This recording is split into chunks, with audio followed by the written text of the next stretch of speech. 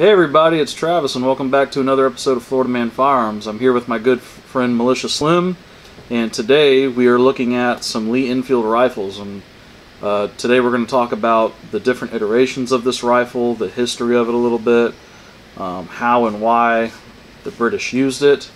So Slim is more of a expert on the topic at hand, so I'm going to let him take it away. So Slim, you want to tell us about these rifles?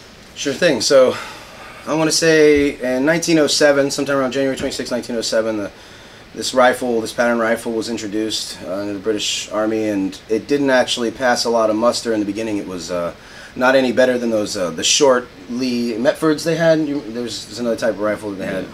So this I will refer to affectionately as my Smelly, the SMLE, the short magazine Lee-Enfield rifle. Now, I want to say, and these stopped being produced in 1953, but there was probably somewhere between 16 to 17 million of these rifles produced and floating around in the world right now. So it fires the .303 British, and it's loadable on the top by chargers that hold 5 rounds that you slide through, top fed, and they also come with a 10-round detachable box magazine. Now these were usually made to the gun, so you don't have many of these lying around. You can't just, collect the magazines. Right. So you find sometimes there's some feed issues depending on, what it was to. So British troops weren't issued spare mags? I don't believe in the beginning, no. They were actually issued chargers in bandoliers, so they actually were taught to load it from the top down. And they did this very quickly. As a matter of fact, when this rifle, its debut in the First World War, honestly, when the British were fighting the Germans actually had a morale issue when they first came across these, because they fired so fast and accurately. The Germans believed that the British had all been issued machine guns. So yeah, this is a good rifle, good solid rifle. Now this one I want to say was probably made in the Royal Ordnance Factory, but there was two major factories that made a bunch of them, somewhere between 83,000 at one and 61,000 at the other. But I couldn't tell you really how many were made post-war. They actually had to have factories couldn't keep up with production, so they actually had to take private factories and get the public sector to help out and produce more of these rifles for the war effort, especially when it came to arming the Commonwealth, at the time, Australia, New Zealand, and South Africa, I believe, at the time, and India, and Canada. Yeah, like I said, you can buy these aftermarket magazines that they sell. They look kind of similar, a little bulkier. The problem is that as the magazines were usually fit to the rifle, this will go in this rifle, but pulling it back out may become a task because they are a taut fit. They don't like to go in there. So keep that in mind. You can buy these for about $30. You can find them online, JG Sales. I got one at Centerfire Systems at one time. That's where I was getting them.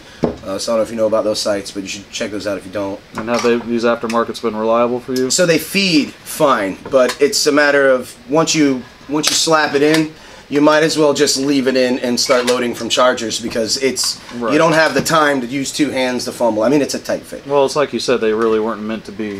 They weren't really meant to be exchanged. Out. No. Yeah. No. I mean, great design though. Great design. So. Well, the spring on this new mag is pretty stiff, which is a good thing. This older mag, the spring is pretty well worn. Yeah. So yeah, I can see why I don't leave it loaded at all. In this case, the newer ones, I try to help the spring by leaving it loaded for 6 to 8 months at a time, just to just to make sure. Some copper washed steel. And that's a surplus 303? This is surplus 303 ammunition. I believe this is Wolf 303. Boy, if you can find some more of this, please let me know. Let me know in the comments. Indeed. I need some 303. So after the First World War, in between those years of the First and the Second, did Britain make any attempt to modify this rifle, or kind of... Many times. There's many models. They never seem to stop innovating over there. They made many different models and marks. There's actually several models that came out. One of them, I believe, was a type of Mark IV that came out. There was only 22,000 of them created, and they were for testing. And they didn't pass muster, so they were modified several other times. And what they ended up coming to, I want to say it was around 1941, 1942, they came up with this this number 4 Mark I, which we'll show you now. So the 1930s hit. Hitler invades the Sudetenland and eventually declares war on Poland, or invades Poland and Czechoslovakia and all that. So this is the rifle that Britain came up with to combat the German threat in World War II. So they found in the beginning that these rifles were very costly to put together the way I guess they were originally configured. But they found a way to trim them down, expose the barrel, change the, there's no end cap now, and they made it a little bit lighter of a gun, made it sleeker and easier to produce to where it didn't cost as many Great Britain pounds as, considering a Sten gun was probably, what would we pay, like $2.12 per Sten or something outrageous like that? It's just stamped sheet metal. Yeah, or that's what they paid, and then we were doing the grease gun is what I'm thinking, the M3 grease gun, right? Later in the war. Yep. Right, same kind of deal. So, but this one anyway was made at the Royal Ordnance Factory in England. This is a beast, nicknamed Old One Eye. It's because of the type of sight post you have on the back here. It still fires the 303. It still uses this same proprietary magazine. Same deal though, with this and this. Same deal. It'll stick. Yeah. It is kind of a pain in the butt. But this configuration is, oh God, I'm trying to remember when they stopped. You try not to mistake these for the what is it, the pattern? The number 5 rifle. I'm trying to remember which one we had before that. The 1914 American Enfield. Oh yes. Very similar. So very similar in making. Yes. And at the time, the Germans had found that the Mauser action was desirable for them. The British. So this is where it's at right here. Yep.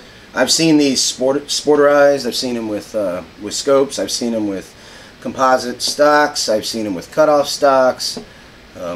These are pretty numerous out there. There's an awful lot of these guns in circulation right here. So, yeah. And the Brits went with a 2 locking lug design, as where the German Mauser did 3 lugs. Did the 3 lugs. So that rear lug on the Mauser is that safety lug, as were the Brits. When you close this action, I do believe part of the frame, that's that safety lug that they use, is the steel receiver. Right. Yeah. And then on top of that, these bolts are kind of different from all the other bolts, like the German Mauser and the Springfield. They're the bolt heads are screwed on, so you can run into head spacing issues eventually over heavy use, right? Right. See, I've heard of that. Haven't had that happen yet. But I've definitely heard of it Just something happening. to be aware of, that it can happen. Time catches up with everything, including me. Yes. So here we are. Yep. So this was Britain's contender in World War I. Now after the war is over, this is just another copy of the same rifle. Same rifle. They're very popular.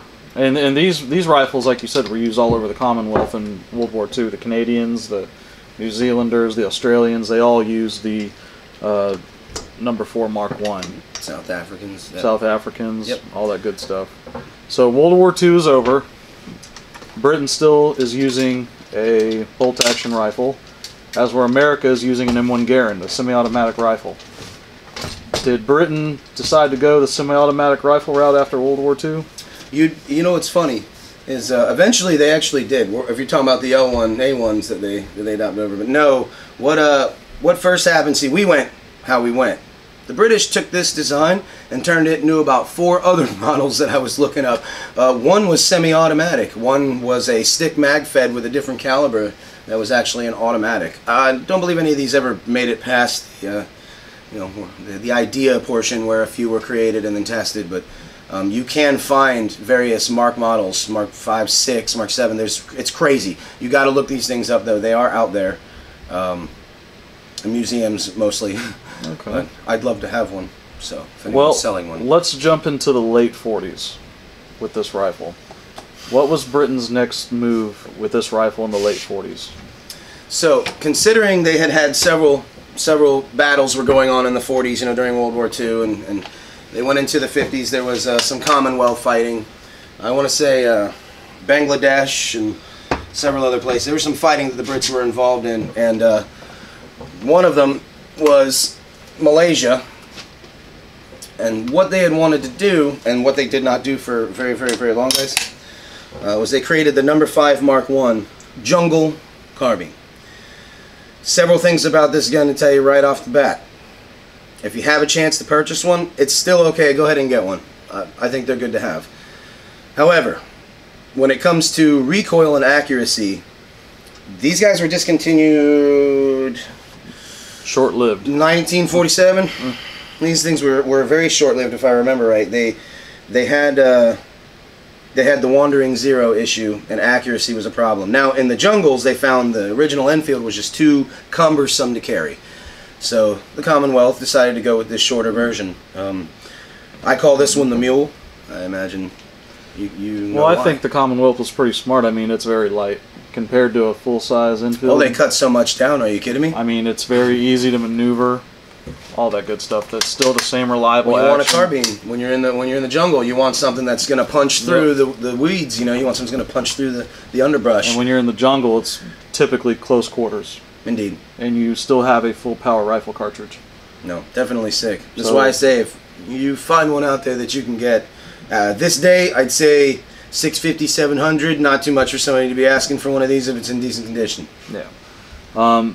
Typically, the distances that would be fired with one of these is, you say this is about a 200-yard rifle. This guy, because you're really neutering the 303 cartridge when you chop that barrel. You cut it back, you change the windings. Yeah, it's about 200 to 300-yard gun maximum. Yeah. At that point, I'm pretty sure they just tumble out of the air. Yeah. Still a good option though, in my opinion. You got a full power rifle cartridge. It's really a predecessor to the Scout rifle, what we know as a Scout rifle, in my opinion. Oh, the SOCOM 16 is that. I see this. That's what I think. I think of the M1, you know, the M14, the new one, the A1. Well, I was also SOCOMs, thinking the Ruger Scout rifle as well. Oh, snap! Yeah.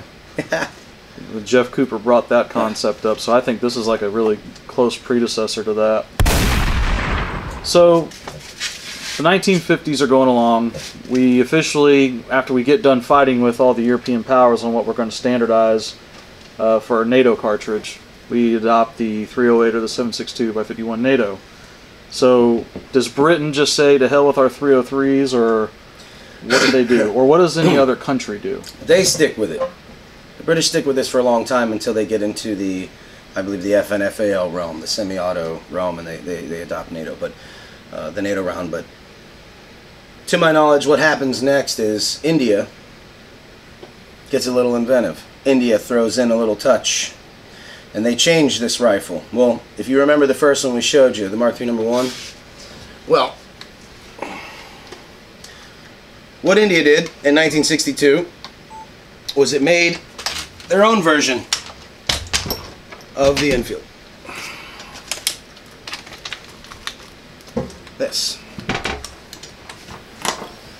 So this is the No. 3 Model 2A. There are some differences with this rifle, but as far as you can tell, even with the end cap and everything, it's pretty much identical. It can be loaded from the top with chargers, and it has a detachable box mag. So here's the cool part about this. You know that a NATO round, a 7.60 by 5.1, is a little bit smaller than a British 303, which is like what, a 7.60 by 6.1 or 6.2, something. I believe it's a 33 caliber. Okay. Yeah. So you have this mag now. You notice there, it looks a little different. The cool thing about this rifle was they made extra magazines for these, but for the life of me, I can't find any to purchase. So instead of holding 10 rounds, this holds 12 rounds. And as I've said before, when you're out at the range planking, you know, the more the merrier. Having to reload that magazine just takes time. You lose your zero. You don't actually, you know, get the training that you need. So that's why we like standard capacity magazines around here. So, but as you can see the difference, this whole box here, it's really it. Same design, just wrapped steel, stamped steel. Slightly modified. That's it. That's it. I probably, so it you was, can't even find these. It was smart for India to stick with their old inventory and just convert their old rifles into the NATO caliber. And that was it. New barrels, yep.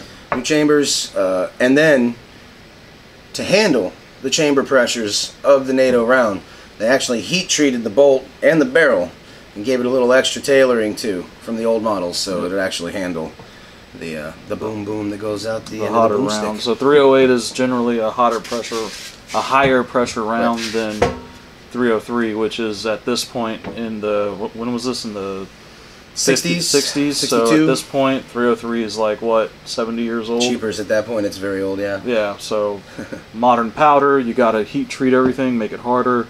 I think India was smart converting their old inventory. They probably saved millions of dollars doing so. Because whenever any country switches ammunition, generally you got to switch the firearms to go with it, and that can be very cumbersome. Kind of like how our modern military is doing. Our U.S. military is looking at the what is it, the 6.5, the 6.8 Spear round that SIG's producing. So personally, make up your mind. Yeah, I don't think it's going to happen, but again, India, I think they were smart to do that. And this rifle is still serving in some countries today. In the 303 or the 308? In both. In both, yes. So in the Bangladesh police, I believe, are still using it in the 303 configuration. But I know that for reservists, they're using this still in India to this day. I've seen when that tragedy happened in the Taj Mahal. There's not only this rifle that I saw, but the police were using these, running around with these. So I know that they have them in a store somewhere. But there's another model of this that's not really talked about. This gun was also modified into a 410 shotgun shell, a riot gun, and used by police. The same, the same countries. So that's pretty neat. So you could even find one of these with a 5-shot, I think, magazine. I think it's a 5-shot mag with the 410 shotgun shell. So pretty interesting. This rifle's everywhere. Actually, if I'm not mistaken, I think they put a block of wood in the mag well. So it's one shot, isn't it? And it's a one-shot. It's a single shot, like the training rifles. Yeah. Because they modified a lot of these to 22 caliber and use them for training. I can't remember the mark name for those, but that'd be pretty cool to get your hands on one of those. Yeah, one of the training rifles. And this one actually has the brass butt plate, so that's pretty cool. Yeah, it's where the other ones, I think they have the zinc butt plate. Zinc butt plates. Plate war. Just trying to save on precious metals at this point, right? Yes. So I hope y'all enjoyed this video on the Lee-Enfields. If you want to see more videos like this, please like, share, and subscribe to Florida Man Firearms, and we'll see y'all in the next video.